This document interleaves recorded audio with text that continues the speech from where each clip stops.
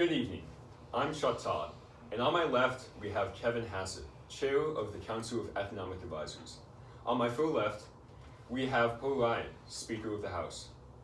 On my close right, I have Cenk Uygur, host and creator of the Young Turks TV show. And on my far right, we have Bernie Sanders, Senator of Vermont. Our people at NBC have assembled this panel today to discuss how much influence the president has in the economy. More specifically, we will talk about President Trump's role in the economy today. Let's talk about the condition of the economy, starting off with unemployment. So as Trump stated, unemployment is currently very low under his administration. Now, Speaker of the House Ryan, a few weeks ago, you were at a night retreat session where you argued for reform that would cut entitlements. You said you wanted to focus on getting people the skills and opportunities to get into the workforce. You and President Trump share this ideology of getting America working. What are you going to do to make this happen? And do you think that the low employment rate is a reflection of this work?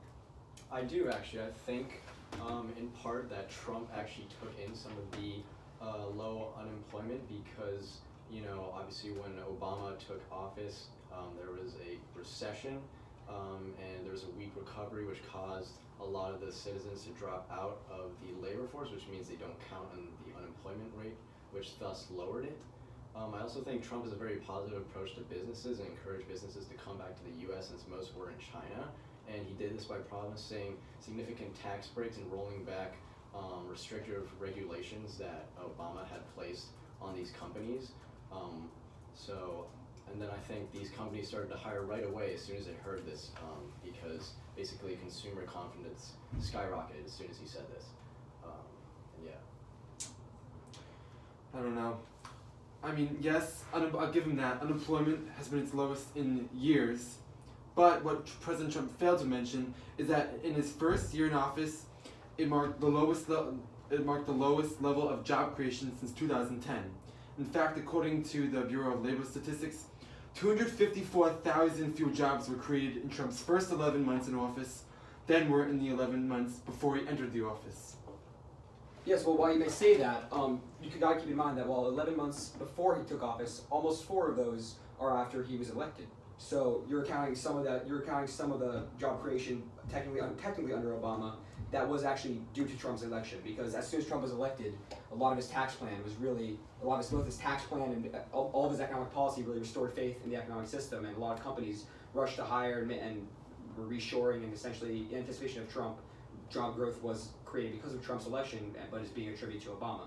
So while Trump's job growth may have been 250,000 short, he still has created 2.4 million since his election.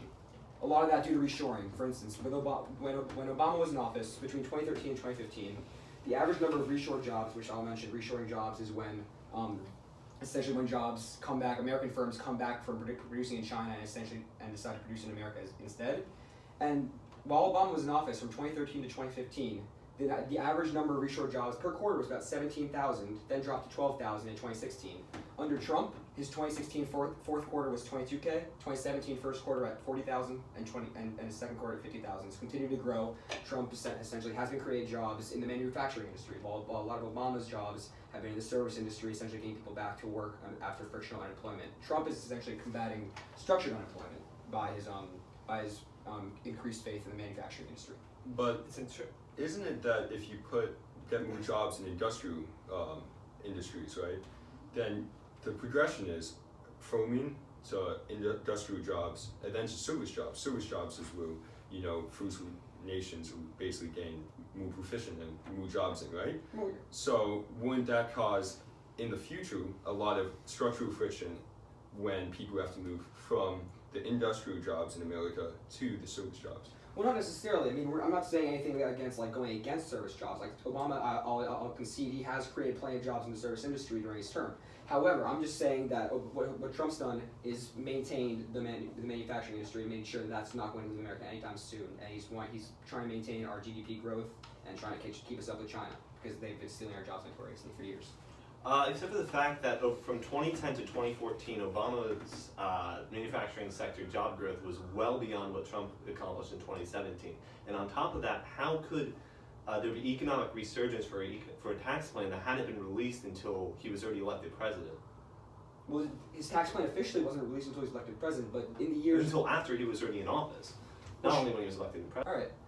Well, sure, Trump's policy wasn't officially released until he was in office and they put it into place. But while he was running for president, many employers knew that Trump would cut taxes on corporations, which has been cut to 21% since he's been in office, and as well as the fact that he's been very vocal in how he wants to ensure faith in the manufacturing industry while he was still running for president. So even though his official plans were not enacted until he was in office, there were pretty much everybody knew what those plans were going to entail.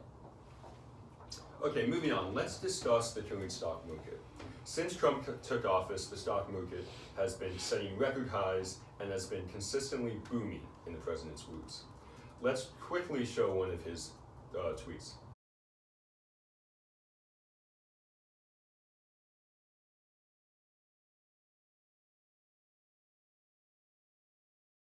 So is this success due to Trump's governing style or other factors outside of his control? Anyone has anything to say about that?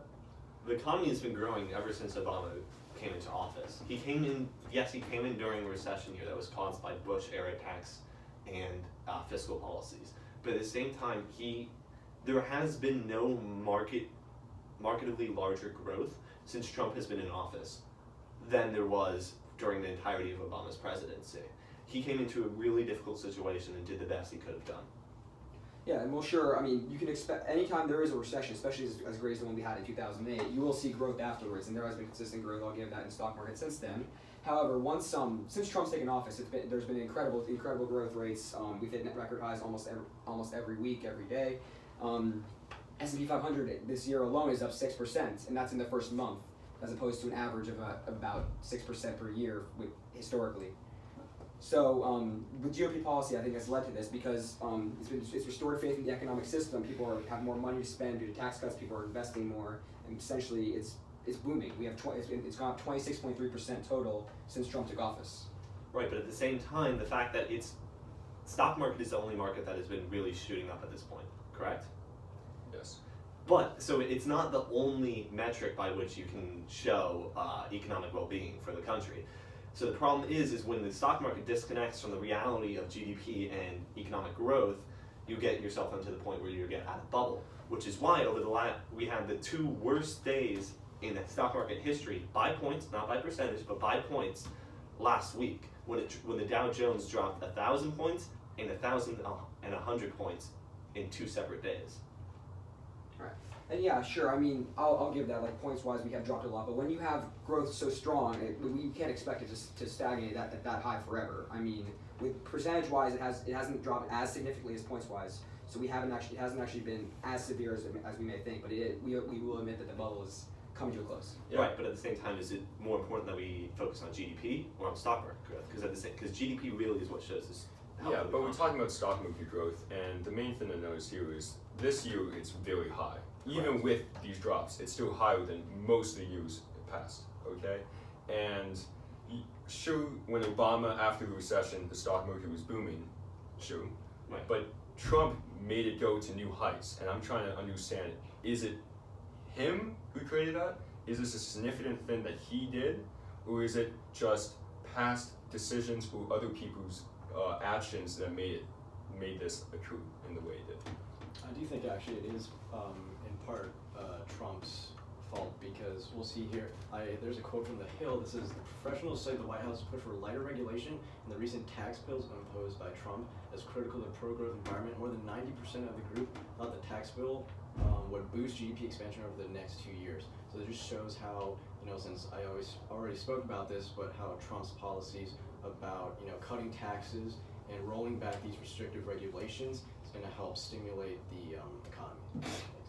All I have to say about this whole stock market matter is what specifically has President Trump done that no other president has done to cause this improvement in the stock market? I mean, well, sure, a lot of that can be attributed to the so-called hype of his election. However, something like that wouldn't stay in effect unless something Trump's policy is actually making a difference. I mean, the tax cut only went into effect a few months ago, but as we've seen, it's had a favorable effect as jobs have continued to grow at staggering rates, as well as the stock markets still continue to grow until this week it's finally starting to show signs of shrinkage. But since his policies have been in effect, we've still seen this constant growth. Right, but much of the jump in the stock market was right after he was elected, which really is more people believing in his idea less than his actual policy. And the problem is that ideas, while they're important, they don't last for years and years. So the issue that this creates is that 5 years down the road, his policy will really not do any good for the country. Well, here's the thing. I mean, before he got elected, he was talking about all his, proposed ideas, and people listened and they believed in him. So the stock market actually, if you check it out, actually immediately started to rise. I have another quote by New York Times, which actually happens to be a more liberal website. They even actually praised Trump and said even before it became clear that the Republicans would actually pass a major tax cut, capital spending had risen significantly, climbing at an annualized rate of 6.2% during the first 3 quarters of last year. That's why. I think it's too soon to rate how his policies will end up. I think they could be successful or unsuccessful. It's too soon, like you said, the tax reform just came out a few months ago, but it's obvious that him getting elected really boosted the stock market, and we'll see what happens. We'll see where that plays out in the next 3 years. Yeah. Okay, moving on. Is the low level of inflation simply a continuation of growth from the Obama administration, or is it Trump's doing? Anyone have any comments about that? Actually, the low level of inflation hasn't continued. This year it was expected that inflation would be 1.9%, and then surprisingly it went over 2 to 2.1% in the recent report that came out this week. So he has now we originally were worried about deflation for many years after the recession, but now it's been brought to the forefront that we're now worried about inflation, which can cause a lot of damage quicker to an economy. Yeah, but one thing about that isn't the natural inflation rate around 2% because of structural inflation, so I don't see how that would be that much. That's a pretty balanced inflation rate, I think. Right.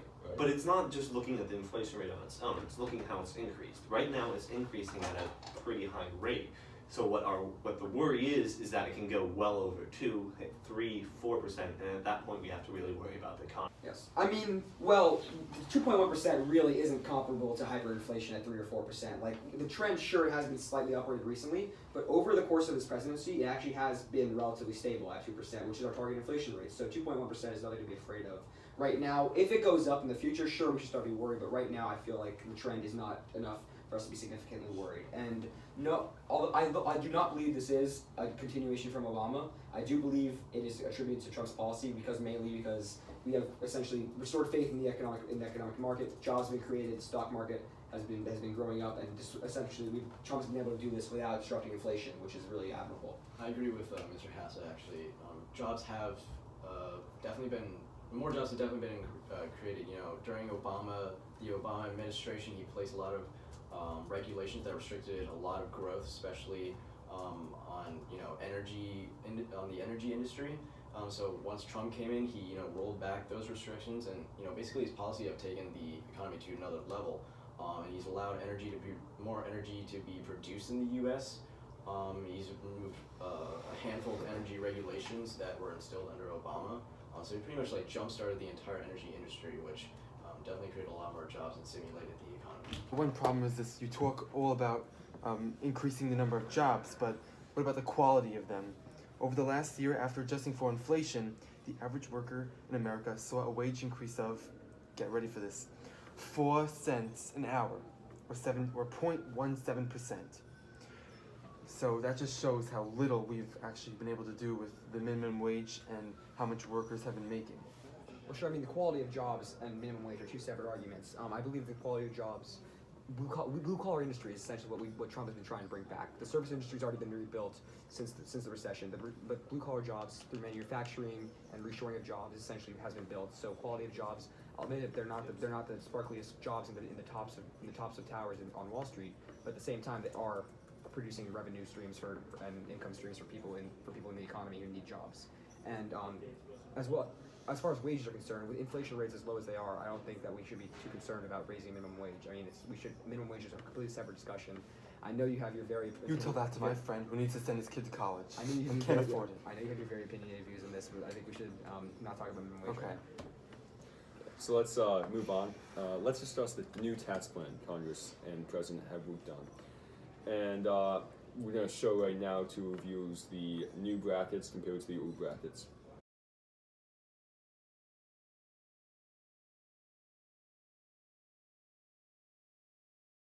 So as you can see, the income that the brackets are cut off at is different depending on the before and after reforms, and also the percentages that they're taxed at. So President Trump says that this is a Christmas present of a reform plan because it would make everyone save a lot of money. But will this actually lead to more economic problems? Senator Sanders, income inequality is a big platform for you as a politician. What do you think about this new tax reform?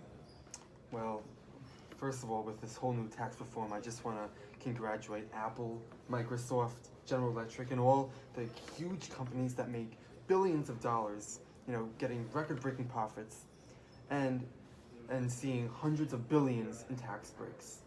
This just blows my mind. It blows my mind. This is one of the reasons why America now has more wealth and income inequality than any other major developed country on the earth. On the earth. This just saddens me. Because of this bogus tax plan, nearly 13 million Americans are expected to lose their health insurance under the tax bill due to loss of the individual mandate. Well, I'm glad you said that. I mean, the tax cuts. Sure, they have cut a lot of tax on the corporations. It's a flat 21 now. However, you can't say that it's cutting on the rich people as opposed to so much as the corporations themselves. As far as the rich themselves are concerned, they've only got 2.6% tax break for the 1%, while the middle class has received tax breaks between brackets of 3%, even 4%. So they've been actually receiving a much stronger benefit than have the rich. The corporations themselves, I'll admit, have gotten the major benefit of the doubt here with the tax breaks at 21%. However, this is not to benefit the rich. This is to benefit the American people. With these companies getting these tax breaks, they have more incentive to stay in the U.S. They have more incentive to hire, and they have more money to hire. So costs go down, and essentially employment rises.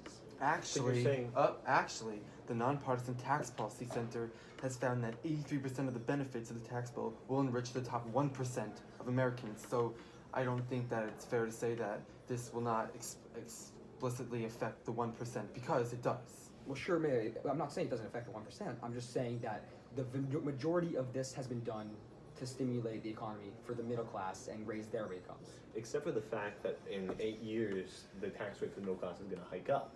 It was intentionally structured by the GOP to not look bad on them, because they expect it to be back to swing back left. So in 8 years, when the swing back left happens, it's going to look bad on the Democrats when the taxes all of a sudden hike for the middle class, while at the same time they won't hike for the top percent. And for the top quartile of the income tax bracket, the cut for the minimum cut in taxes is more than a minimum wage worker can make before taxes over a year. So that is not an insubstantial amount of money. And I also have these two graphs that show the plan in 2019 and 2027, how it progresses and how the income after tax will increase. And in both these graphs, you can see that for the bottom 20%, their income only rises by 0.3% by 2019. Top 0.1% is 1.2, and it really helps the higher earners in this case. And if you even look even further to 2027, the bottom 20% are actually losing their income. They're actually having a 0.1% increase in taxes and decrease in income after tax. And the 0.1% get a 2% increase in their income. So it's helping them out a lot more than the low earners. So what do you have to say about Well that? said.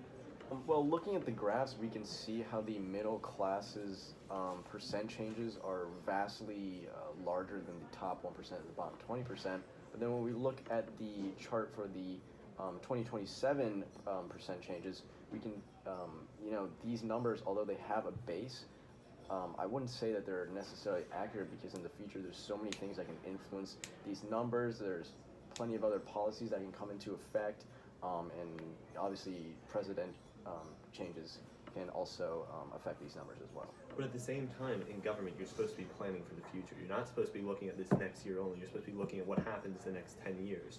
So if this is predicting that the next 10 years are going to be a shit show for the middle-income Americans, why would this help the U.S. in the long run? Well, in the long run, Well, the long run's all that's important in keeping the country prosperous. It's not just about 1 year of amazing returns. Well, of course, but as you said, the Dems are going to flip within it's most likely going to flip to a Democratic presidency within at least 1 or 2 terms, or at most 1 or 2 terms. And I feel that although this may sound like we're trying to shift essentially blame for downturn onto the Democratic Party, I feel that with so much change, these numbers will not stay to effect. We're not specifically doing this with this model, knowing that this is going to happen, because we do not feel that this will happen. Right, but tax changes don't happen major tax plan changes don't happen that often. It's been about every 30 years, plus or minus 5 years, that there's been a major tax plan change. So we're in this for the long haul, and the problem is it looks like the long haul is going to screw us. I mean, with the fluctuation that we've seen so far, we've had so much unpredictable change. I strongly do not feel that this will change. Yeah. We're running out of time. Thanks for watching. This is NBC. This is the panel. Thanks for coming over, guys. This was a nice conversation, and I hope that conversations like these can lead to solutions in the future. I doubt it. It was a This is pleasure having you. treasonous. Treason.